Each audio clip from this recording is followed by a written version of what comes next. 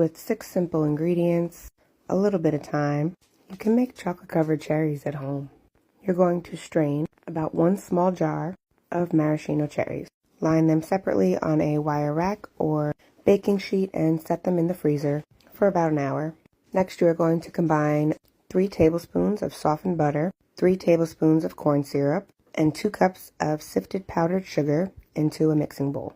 Add the powdered sugar 1 cup at a time, mixing in between until a dough forms. Once your dough forms, remove it from the bowl and use your hands to knead it and shape it into a ball of sorts. Wrap it in some cling wrap and refrigerate for at least an hour. Once your dough and cherries are chilled, you're going to roll out your dough a little bit, scoop out about a teaspoon worth of dough, sprinkle your surface with some powdered sugar, along with putting some on your hands so that the dough does not stick to you. Roll your dough into like a little ball and then flatten it into a thin disc. Next, you are going to put a frozen cherry into the center of the disc and roll it into a ball. This doesn't have to be perfect, you just want the cherry completely covered in the dough.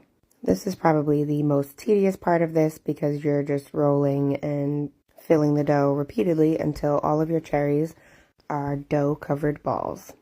This can definitely get a little sticky, so just make sure to periodically resprinkle your hands and your surface with some powdered sugar. After the first few, you'll get the hang of it. It'll go pretty fast. I find that rolling a large circle and then cutting strips of the dough makes this go a little bit faster. Once all of your cherries are covered, you are going to place them on a parchment-lined baking sheet and put them back in the freezer while you prepare the chocolate. You're going to combine about 2 to 2.5 cups of melting chocolate with 1 teaspoon of coconut oil and microwave in 30-second increments until your chocolate is completely melted. Next, you're going to take your cherries out of the freezer and dip them one by one into your chocolate. I find the easiest way to remove them is just by using a fork. Then place your dipped chocolate back onto your cold baking sheet that was just in the freezer. This helps the chocolate to harden pretty quickly and maintain the shape. Once all of your chocolate covered cherries are chocolate covered, you can leave them alone, or if you have some chocolate left over like I did, I just put it in a piping bag and sprinkled it on top of the cherries for a little bit of a design. Because the cherries in the pan were pre-frozen, these should harden just fine at room temperature, but if not, you can put them back in the fridge.